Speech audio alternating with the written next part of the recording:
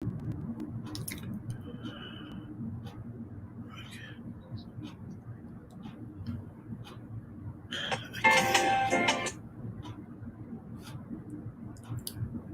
evening, everybody. Good evening. Come on in. Come on in.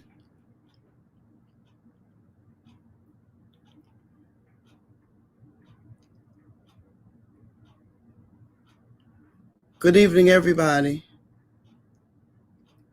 Hi there. Come on in. And please, as you're coming on, if you would share with everyone and let them know that we are here. We are here, and my special guests, they are here. And welcome to Real Talk with Cindy.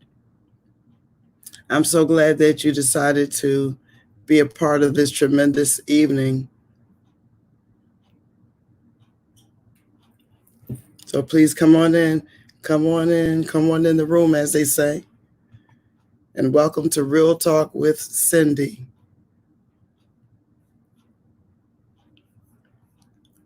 Okay, as you're coming on, please share as you're coming on. Please share. As you are coming on, please share with everyone. God bless you, those that's coming on. God bless you. Thank you so much. Thank you so much for coming. Appreciate it.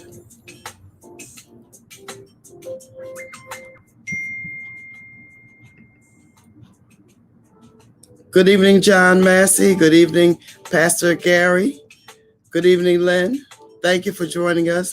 Please, as you're coming on, share with some people that you know that would enjoy this on tonight, especially if they are singers and musicians. Please share. I have my special guest with us, be joining us in a minute. So please share.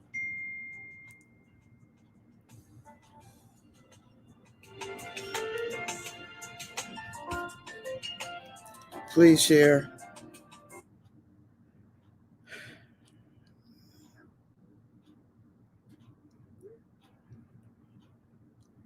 Please share, everybody. Come on in.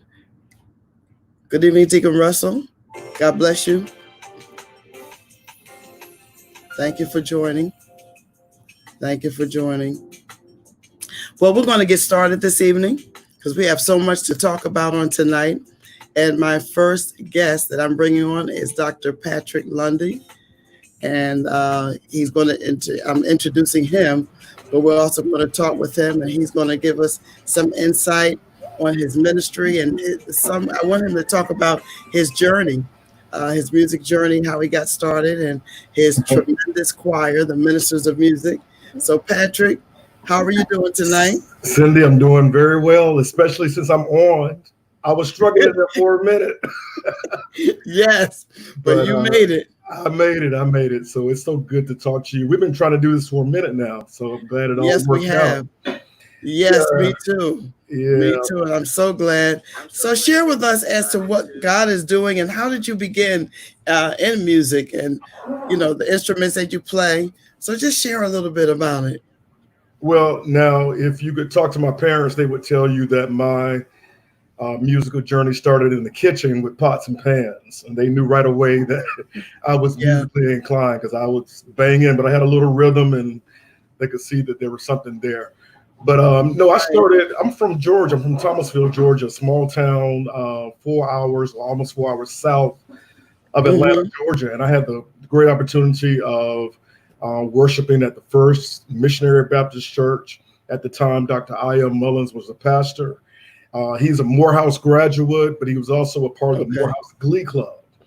Then we had the church organist, late Frances Williams, who had the opportunity to go to the Metropolitan Opera. So she was our church organist. And my church pianist and minister of music was Carolyn Henry, and she's still there currently. And she's a piano major. She went to Fort Valley State.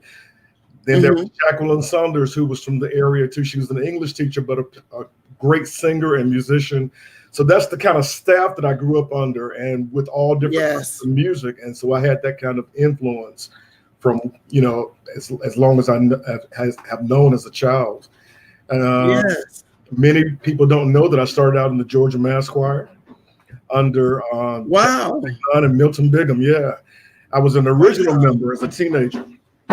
Really? And, yeah, and I also had experience and great time being a part of the Thomasville Music and Drama Troupe with Fred Allen as the director of that. So yeah, I had a lot of music experience as a child, and when I came to Howard, I didn't want to major in music because in the South, a lot of people said that you would never make any money in music.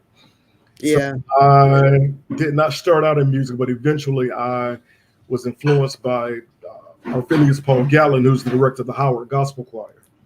I was his assistant, as well as Dr. Norris, Jim Norris, his assistant with the chorale. So I had a lot of great mentors, along, and that's kind of my start.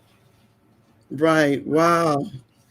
That's phenomenal. And I think a lot of people, in the beginning back years ago, they felt that as far as music, that it wasn't, you couldn't really make any money with it, and they try to discourage you from being a part of it. Now, talk about the Ministers of Music. How did your choir begin? It's a phenomenal choir. Well, thank you. We are 25 years old now, Ministers of Music, and I really just wanted to bring together a group of singers who were highly gifted and talented, but anointed, and musicians as well. And so, really just from doing weddings and funerals, I would hear soloists or directing the church choir. I would hear people that I thought would be a great fit for what I was trying to do. So Lord really gave me that vision, and I had no idea that we would become recording artists, because that was not the goal. I just wanted to bring these people together, fellowship, do some concerts around the metropolitan area, and that would be it. But it happened that when we would do our concerts, people would say, "Do you have any CDs?" And I say, "No, we don't have any CDs." So I said, well, we'll do a little demo CD with a few songs on it. And when I started asking composers like Dr. Margaret DeRoe and Milton Bigham and a few others, Melvin Bryant, a local artist here, they all just said, "Hey, you could have my song with no problems." And so that demo CD turned into a full CD. And that CD, our initial CD, We Sing the Power, was nominated for a Stellar Award. So that kind of got us into the gospel industry. Yes, absolutely. Wow. So how have you guys been able to, with the pandemic and going on, have you been able to rehearse by way of Zoom, or what have you done with the choir to really stay in touch with them? Well, we have had a few meetings, but obviously it's really difficult to rehearse by Zoom, but it's possible. It's possible. And that's one of the things that, of course, we'll talk about later. But it's always good to see everybody, just the fellowship, you know what I mean? So we had a time of sharing how we're all doing in this pandemic. And we had prayer time as well, because there's so many people. Everybody needs prayer really at this point.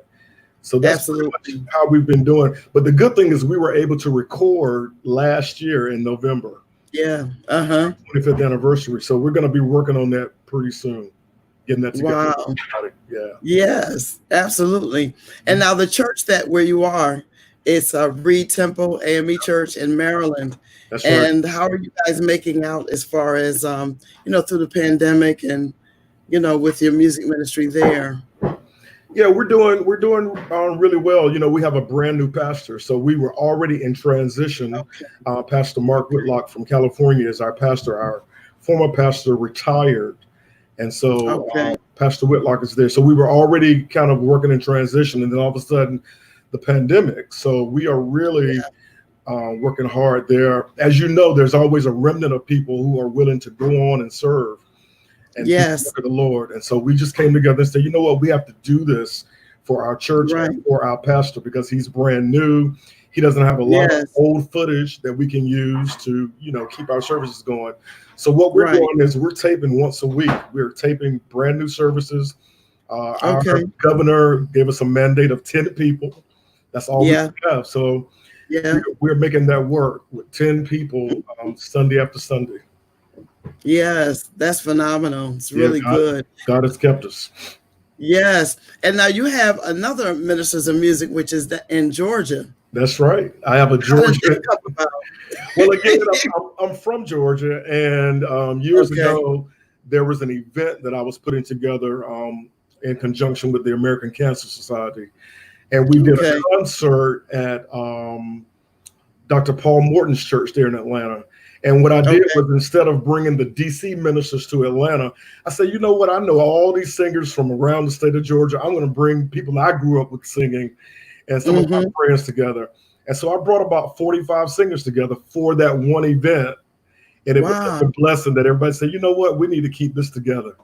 And so Wow. the Georgia Ministers of Music, the Georgia Connection, have been together for about 5 or 6 years. Wow, that's phenomenal. When Mm-hmm. it's so hard to get choirs together, singers together, Yes. you're still able to do that. But that's a blessing and a gift, that God has blessed you with. So what's next for Patrick Lundy or the Ministers of Music? Well, again, we recorded last year in November for our 25th anniversary. So we're going to carefully get back into the studio, or get back. Actually, my church, we're really blessed. We have a studio at the church, but we can also record within the sanctuary. And so That's we're going great. to take a few singers and do a few overdubs and try to put this project together so that we can release it very soon. Yes, that sounds good. I'm so excited because you've done some phenomenal things. I met you must have been maybe over 20 years ago, Wow. in New Jersey. And at that time, my group, Cindy Barber and the Voices of Praise, we Hmm. had just did a CD, and you guys were coming to New Jersey. You came off at a rest stop, and Oh, we're wow. at Crack. And I met you, and you came over to the table and said, "Here's our CD. We just came out with it." And I said, "Okay, great." I said, "Well, here's mine. We just came out with Uh-huh. mine." So Uh-huh. we exchanged. So Okay. I've kind of followed you ever since that time of meeting you. Wow. And it's been a pleasure because you have been the same down through the years. And what you have done with your choir is amazing. And excuse me, some of the places that you have sung at in DC and different places around the world. What Yeah. were some of those experiences like? Oh, incredible. I mean, when we first got started, we were able to represent the United States in the World's Fair in Lisbon, Portugal. And Wow. yeah, so we've been out of the country several times, did a tour of Italy, and Mm, been to the Bahamas, and wow. all over the United States. And I mean, Mm-hmm. here in the the DMV rather, we Uh-huh. have so many opportunities to minister. And so we've been able to Yes. sing at the White House. We've been able to go to the Capitol and sing. This Mm-hmm. past weekend, we would have been participating, as we have for probably the last 6 or 7 years, the Mm-hmm. Capitol Memorial TV taping. And so we do Oh, that okay. every year. It airs on PBS, as well Mm-hmm. as the Independence July 4th taping. So yeah, the Lord has afforded us Wow. a lot of great opportunities here in the area, and we just call them ministry opportunities, and we're just blessed to be a part of them. Yes, well, thank God. And I'm so honored to have you here. So I'm going to bring on Jeffrey LaValley, and I'm going to bring you back on, Patrick, and then we're going to have our discussion again and have some Q&A time. Okay, sounds good. Okay. All right. Hey there. How are you doing? I am blessed beyond measure. Blessed beyond Yes, measure. I'm alive. You can't ask for that's anything more right. in this day. Yeah. Absolutely. Absolutely. I'm so honored to have you. I know I had you on with me Thank a you. few months ago, and I'm so honored to have you on again. But I wanted people, and many people know you from the song, and some people didn't know that you wrote the song, Revelation 19. And I call it Mhm. Hallelujah, Salvation, and Glory, because some people don't know it really by that title. But share Right. with us how you wrote that song and how Well, much more popular that it has gotten. we were in communion service in 1984, and Mm-hmm. spirit was high. And my pastor Mm-hmm. walks over to the organ with his Bible open, Mm-hmm. and he flung his Bible down on the organ and said, "Sing this." And I said, huh? And he said, sing this. Well, first of all, I know my ministry, and singing ain't one of them. I'm not the world's best singer. I can teach you how to do it, but So I just began to sing the first melody that came to my mind. And we just sang hallelujah, salvation and glory, honor and power to the Lord our God. We sang it over and over and over for about 45 minutes. And the choir caught on, the audience caught on, and everybody in the house caught on. And not thinking anything of it, nothing's going to come of this, not even knowing if I would even remember it. And it comes to pass that the sound ministry, who was never paying attention to anything, taped it that night. Well, in the process, we were in the process of working on a new project for Savoy, the His Eyes on the Sparrow album, and I needed a 6-minute cut to fill in the rest of the side. And I said, okay, let me see what I can do and work this up. But I worked that up for the Lord our God is mighty, and added the descants, not thinking anything would ever come of this song, because it's literally just a filler cut. We had 24 minutes. I only had 18. I needed those 6 minutes. And nobody could tell me that song somebody would still be singing that song today. I am most humbled and honored that, and even today it's been revitalized by Kanye West in his Sunday morning choir. And I'm just humbled and honored by everything that's happening right now. Really, I am. Yes, absolutely. It's a beautiful song. And I posted on Facebook with Brooklyn Tabernacle singing, and they gave like a little different version. Yes, it's a beautiful version. I don't know if a lot of people have heard it, but it's a beautiful version because they added some harmony with that, where the part you sing unison, but it was really, really nice. And all those hundreds voices, sounds really good. Yeah. My only regret is that they, along with everybody else, are singing the wrong words, but it doesn't bother me. It's being sung. Okay. Yeah, the alto descant line is being sung wrong all over America.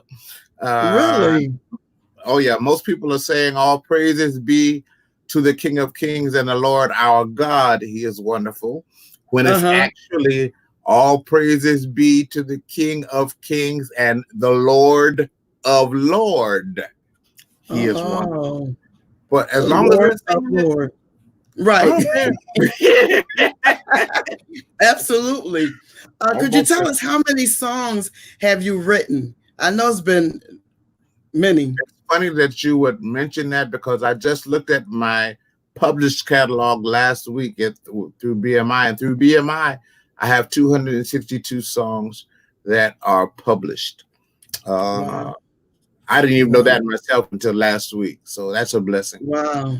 It is a blessing. And how are you making out as far as at your church, your home church, with you guys are doing live streaming, I'm sure?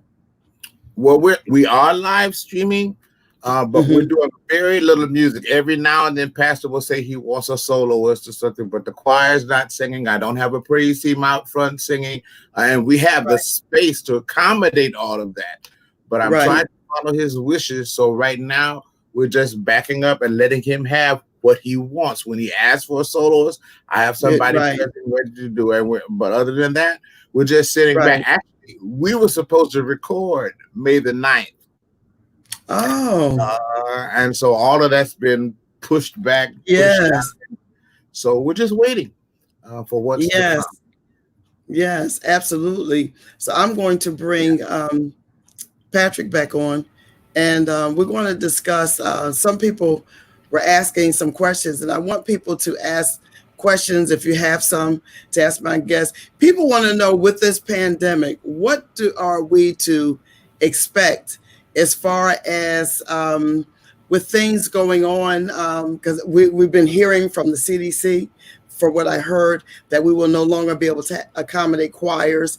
And if you have a praise team, they're going to have to be spread out and with microphones, just a lot of different things. Maybe you guys can enlighten us on what, after this is over, what are we to expect? Well, I mean, it's definitely going to take some time. I mean, I think for the most part, we're all waiting for a vaccine to really feel comfortable Yes. getting back into the sanctuary with large numbers.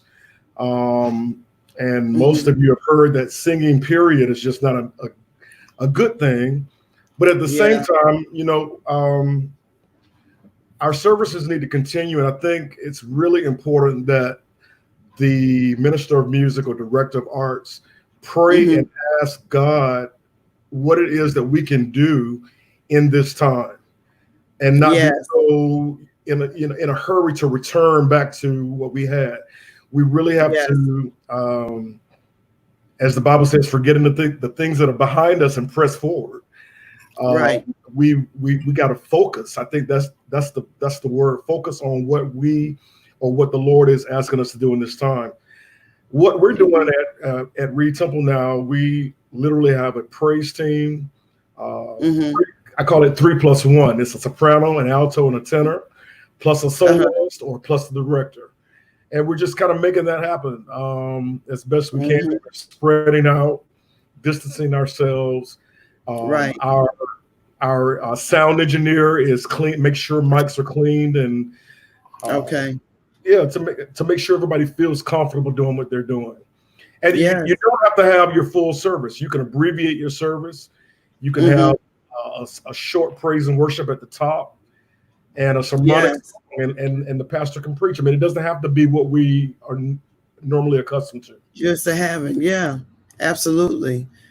And what do you say, Jeff? Well, here we're doing things a little bit different. I mean, we're basically pretty much all in the same boat.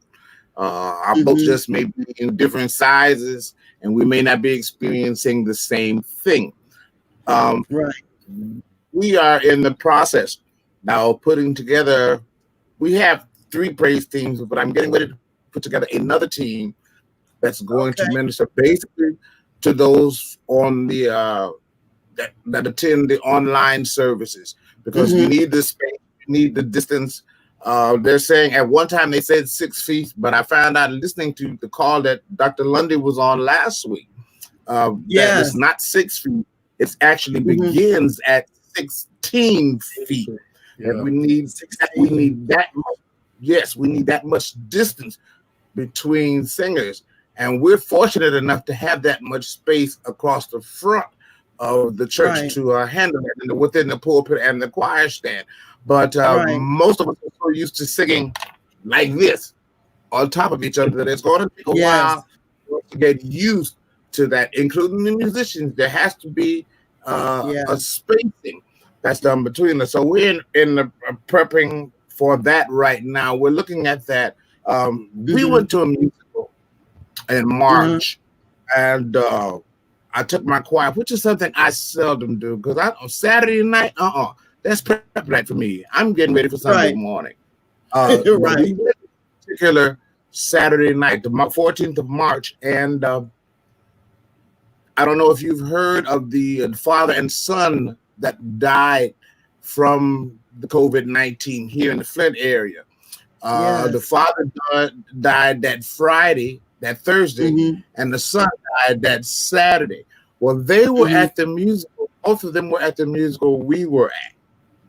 I had 15 members to become ill, to come down with the virus, and my bass player died from the virus.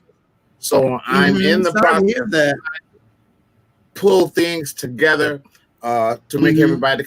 And none of my musicians have been together since Joey died. So that's the first thing that I'm planning on doing, is that we can sit and that we can talk. And, okay, look, this is where we got to go from here. And it just so happens that I have a young man who's 15 that was playing piano. He said he was led to start learning how to play the bass after my bassist passed. So he's in the learning process. I'm willing to teach him. Let's go. Right. Absolutely. And you have to make adjustments and do what you have to do. But it is, because I was wondering how long, because some people I have heard that this may be 18 months. where we don't have the choir. It could be, just a year, so, and what motivation can we give to choir members that will be sitting out? We may be going back to our churches and having services, and you'll see a praise team. Well, what motivation, what can we do to kind of inspire our own local church choirs, to let them know that, we haven't forgotten about you, or, what advice would you give or share? Well, I'm trying to keep in touch with my people. I'm trying to encourage them through our Facebook page. I'm communicating with them. Email, I'm talking to them. If I see them out somewhere, we do the 6 feet distancing, but we're talking to each other. And not only do they need to be encouraged, but we as ministers of music need to be encouraged. And that's the one thing that I believe that this is going to come in helpful for. There are so many of us that have no idea where we're going, where we're headed, what do we need, because we're not researching. Okay, we have to, it's no longer just researching the lyrics to these tunes or what chord it is or how this arrangement goes. Right. But it's time now that we have to relate how to stay healthy. Yes. With this virus going around, we have to learn how are we going to bring our churches back, bring our choir together in safety. Yes. It's very important for us to look at it in that aspect now.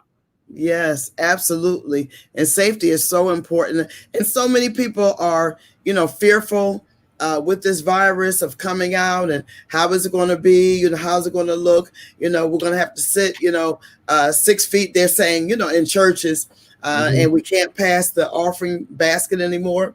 So it's going to be a lot of changes, and that will be our new norm for right now. But, I just believe God will, we'll make the change where we just have to be patient,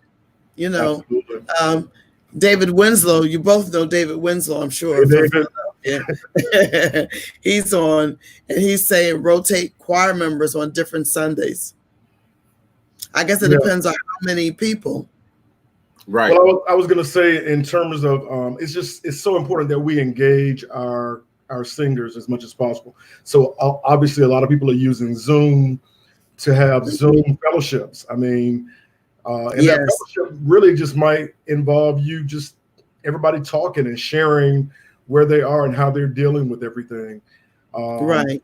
The other thing that I suggest is a virtual presentation. Now, sometimes that can be a little costly, but it does involve everybody, because once you have your track together, maybe your band can put together a track. That track can be presented to the choir, and each member, not just the praise and worship team, but every member of the choir can record themselves, a video recording of themselves singing that particular song. And then you have to get those videos to an editor to put it all together. So it's a lot of work, and it may cost a little bit, but I think the choir members would appreciate their work and their participation. It make them feel like they're still a part of the ministry. That's very true. And that's a great idea, because you do have to think of ways to encourage them also, because it's not easy, dealing with this, because none of us have been through this at all. Our churches, I heard that some pastors have stated that their offerings have really increased during this time, that they're able to really sustain their musicians. And then you have some churches, some smaller churches that have had to, so to speak, let their musicians go because they can't afford, to pay them during this time. What could you say to encourage musicians that are dealing with this, where they're not getting an income, even if it's, half of what they were making? They're not getting anything since March. What could you... Don't give up. Yeah. You can't give up. God has promised to supply our needs. Yes. He promised. Now that was his word. He's promised to take care of us. And what is the scripture in Psalm that says, delight yourself in the Lord. He will give you the desires of your heart. We say this, but we have to put it in action. We have to put these things absolutely. Put our faith in action. We talk about now faith. Now is the time for your now faith to go into now action. Absolutely. You know, there's somebody somewhere, whether you are employed by another church or not, whether you're employed by your church or not, there's another church that will be ready to take you on and to groom you, but your attitude's got to be right. Yes. Your spirit has to be right. You've got to be ready to walk in and cooperate with those that are already there. But don't just get up and quit because, you know, he's not paying me what I'm used to being paid. Hey, none of us are being paid what we used to be being paid. Never. I don't care what anybody says. You will never be paid what you're worth. Never. Yeah.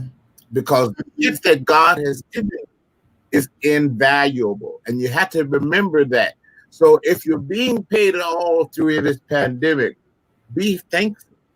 Because there are some, I know musicians that aren't being paid, have been faithful to their churches years, and all of a sudden that's cut. That part of the income has been cut. So they have to make do with what they have. Be faithful. Absolutely. Yes, absolutely. Cindy, I wanted to just encourage, if there are any pastors online, I wanted to encourage the pastors though, to just don't cut the musicians. Don't say, okay, this person is non-essential or whatever. I mean, there are some musicians who are really faithful. They love doing what they do, and they are really faithful to the ministry. And so when we get past this, we want those same musicians to remain with us. And I just want to, particularly those churches that can do it, please reach out to your musicians and give them something. I know there's a church in Arkansas. They were giving out what's called hazard pay. Whatever you can do to bless your musicians to keep them there, please do so. Yes, absolutely. Because I think what happens is when you just stop altogether and you don't say anything and the checks stop coming, I think that gives a different thought to a musician that, you know, I'm good enough when it's time to play, when you need me, but then when you don't need me, you forget about me. And I think it goes a long way for a communication to call and say, you know, we're going through this pandemic. We've never been this way.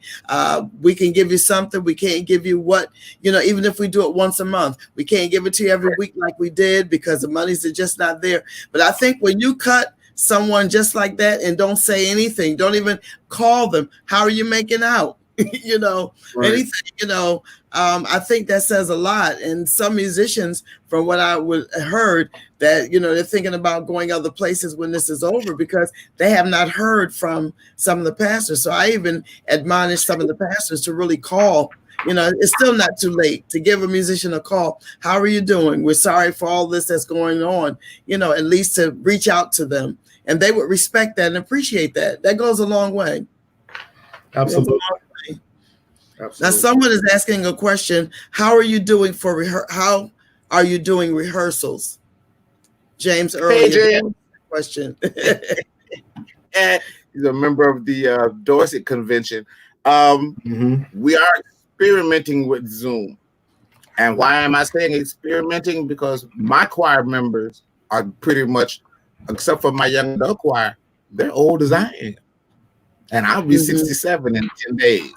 Okay, so a lot of them are familiar with working with Zoom. Thank you. A lot of them are familiar with working with Zoom and the various programs. I was given an easier interface this morning that may be more beneficial for them to work with, and I'm going to try to work that in so that they all can work together. But I think sometimes just a phone call, you know, okay, this is what you need to go over at home, you know, or get the praise team together, have them take or record what we're going to do, even in coming back, and then send that out via email to the choir members so that they can practice at home, so they'll be prepared to come back. Yes, absolutely, absolutely. Because like you said, when you do, and a lot of churches have a lot of seniors on their choirs that have been faithful down through the years. You're going to have to work out something where you give them a class or talk to them and say, we're going to get through this because we're going to work with you. Get some young people to help out. We're going to work with you so you'll be able to do Zoom. Because a lot of them, this is all new for them. Because I knew about Zoom, but I never had to really deal with Zoom. I'm dealing with it now because of this pandemic. So a lot of people, they can learn it but you have to really be patient, and we're going to get through this together. There is a youth pastor on here. Well, he is a pastor. He's a millennial pastor, and he said, "Is it reasonable for choir members to use this time to discover other ministry passions or interests until group singing is safe?" It's a great question. I would say yes. Yeah. I would say yes. All of us are gifted. And God has given us several things. I don't just play piano. I write, I compose, teach. So whatever you know how to do, if you can't sing right now, volunteer to do what you can do that fits in within your church's or ministry wall. Right. You don't want to be outside of the church to do, but you want to stay where you are and use what you can right. to operate in the church. Right. And that's a good question. And Patrick, what were you going to say?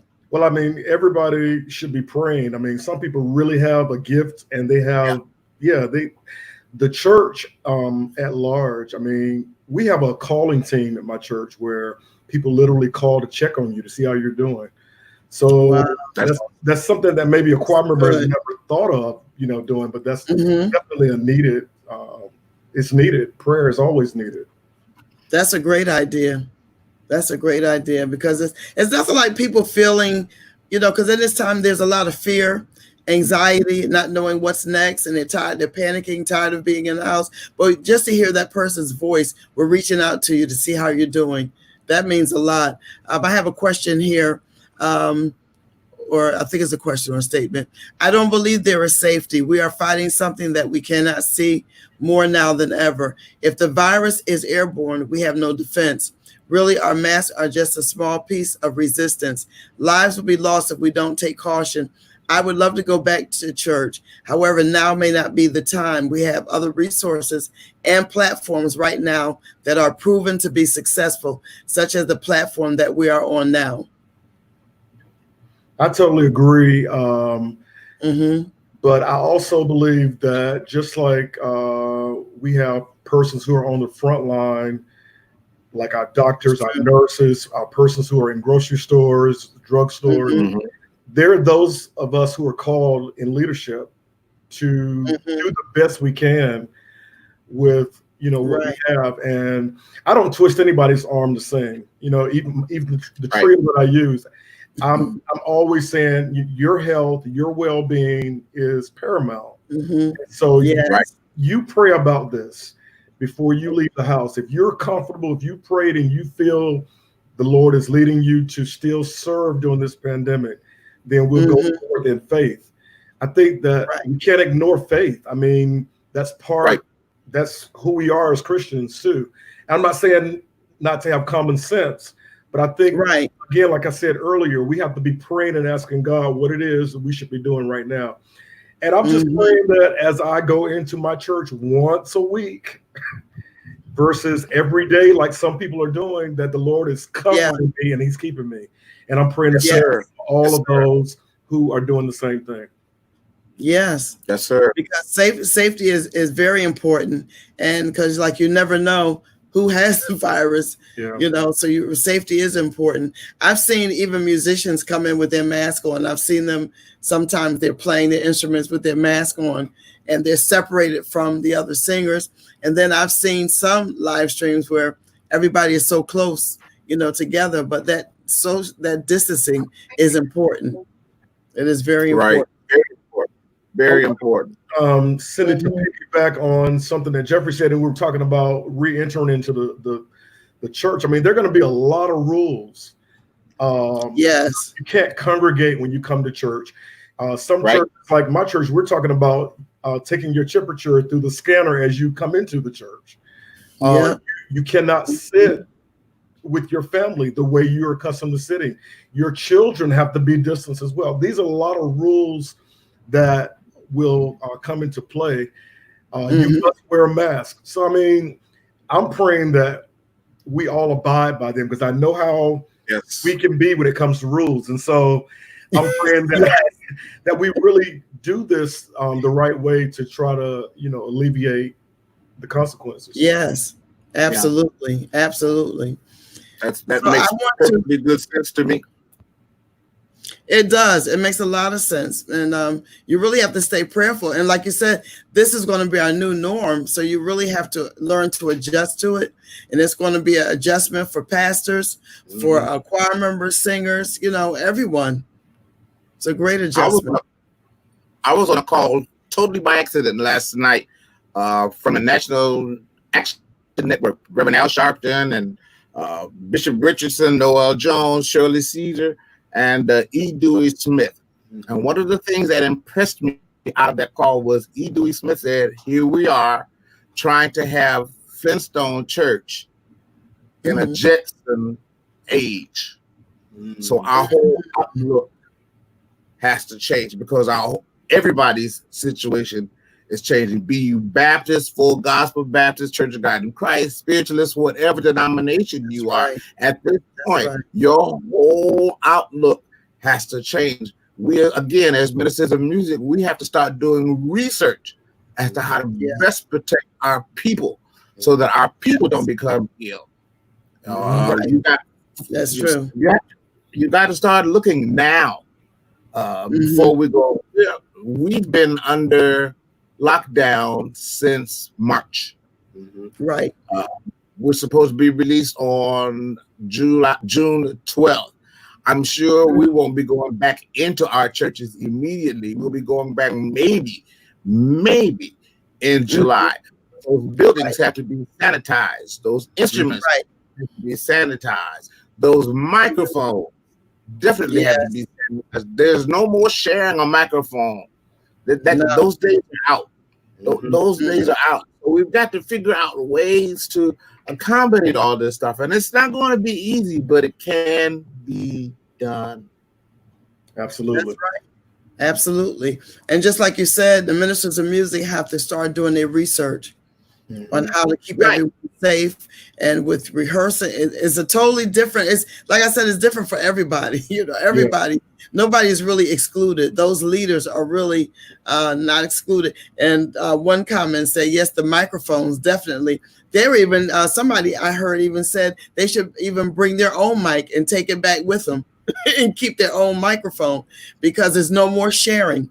That's over. And the pastor has to have his own mic and not to use the one that was, there and the person that did announcements had it. He has to have his own separate microphone. Right. This situation is going to be totally different. And there's a scripture that talks about how can we sing Zion songs in a strange land. Well, a strange land this time around is going to be familiar territory. It's going to be somewhere that we've already been. It's somewhere that some of us have been in our churches for years and years, but it's becoming a strange land. And we have to learn how to operate all over again. Yes. It's doing new things in a new time in an old building. That's all what it is. True. That's true. That's very true. And thank you so much. Are there any more questions before we have some closing remarks? I'm checking on it because sometimes it comes up a little slow, but I don't see any. But as for closing remarks, I want to really thank you guys for taking the time out to share and to talk with us. It's been important. It's been vital. It's been refreshing, even for me. And I thank God for this time and for your willingness to come and share with us. For closing remarks, I'll start with you, Patrick. Do you have any closing remarks you would like to say? Well, first of all, Cindy, again, thank you for the invitation. You're welcome. When you told me that Jeffrey was going to be on with me, I was like, what? Because, I mean, let me just say to him now in front of everyone that Jeffrey LaValley has been someone that I have looked up to my entire life. And so I am, quote, where I am now because of your music and because of the time that we spent sharing ideas and talking. Met you years ago with Donald Vales, man, and you were just such a blessing, such a a blessing to work with. And I was going to say, Cindy, real quick, another idea that people can use in their services, let the musicians, you got somebody like a Jeffrey LaValley on your staff who's anointed, let him or her play a selection as part of what you do in your services on Sunday. Yes. Definitely. That's an excellent idea. Excellent idea. Yes, definitely. And Mr. Jeffrey, your final remarks. I'm humbled and honored to have taken part in this discussion tonight. And wow, Patrick, you have blessed me tonight. Thank you. A lot of times you don't know how we're feeling on the other side of the fence, because sometimes we get discouraged. That's right. And this pandemic has brought a lot of change to all of us. I mean, not only has our music changed, but our lives have changed. And it's hard to keep a smile on your face in front of 70 choir members that you have when you're going through, but you got to keep that smile going. You don't want them to become discouraged. So thank you for encouraging me tonight. To anybody that's listening tonight, all I want to tell you is, in the words of Thomas Whitfield, you got to look at it like this: hallelujah. Anyhow. That's right. No matter what you're facing, the pandemic is just another situation. It's just another thing. And the Bible says in everything to give thanks, for this is the will of God in Christ Jesus concerning you. That's right. And that's so true. You have to give thanks in everything. And I think many people have learned so much tonight and hearing from you and to share, because sometimes people just want to talk and want to be heard, how they're feeling. It doesn't matter what type of question it is, big or small question. It's important to them. So that's why I like to have platforms like this and I'm glad there are numerous platforms where people can talk and share, give their wisdom, their expertise, and what we're going through.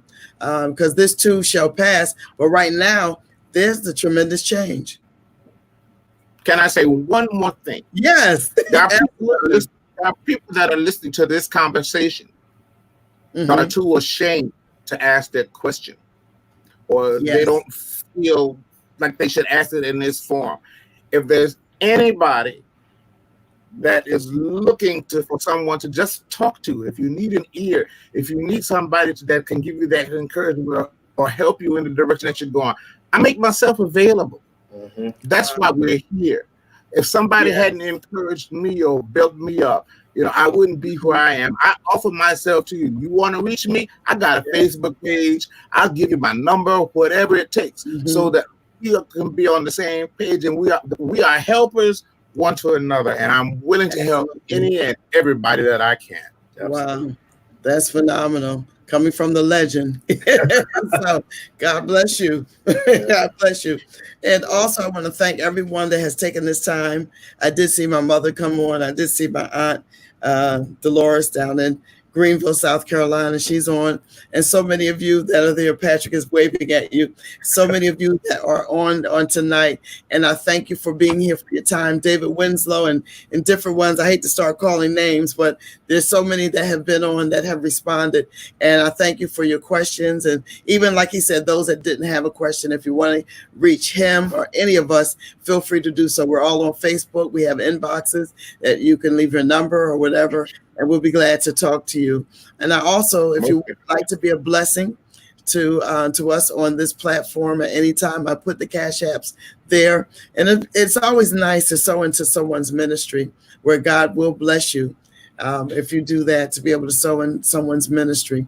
And I want to thank you all, and I'm going to bring them back later on, because I think we could discuss it once we all get back into our services and just give a check on, see how people are doing. So maybe, towards the end of the year in November, and we could have another discussion on this, and maybe we could get some more questions and answers. So I want to say good night to all that are watching, and those that will watch the replay, those that are on YouTube. I thank you so much for joining us on tonight, Dr. Patrick Lundy and the legend himself, Jeffrey LaValley. And thank you all, and I want you all to have a blessed night. God bless you. God bless you. Yes.